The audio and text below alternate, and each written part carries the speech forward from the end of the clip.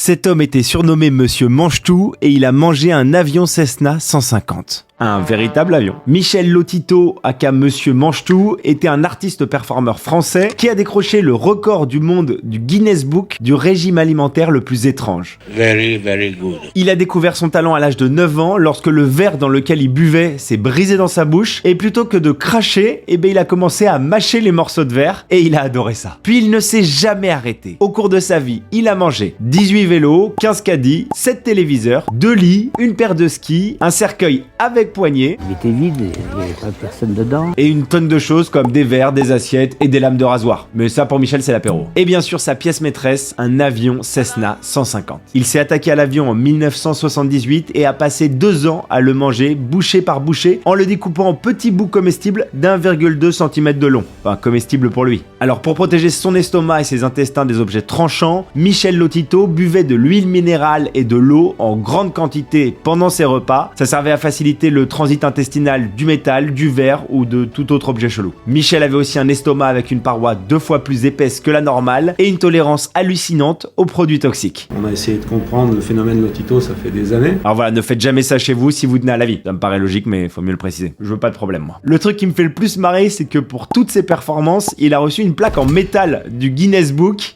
et il l'a mangé. Sacré Michel. Alors pour info, Michel Lotito est décédé en 2007 à l'âge de 57 ans de cause naturelle. Voilà, c'était l'histoire incroyable de Monsieur Mange-Tout. N'hésite pas à t'abonner si tu veux d'autres histoires et à liker cette vidéo.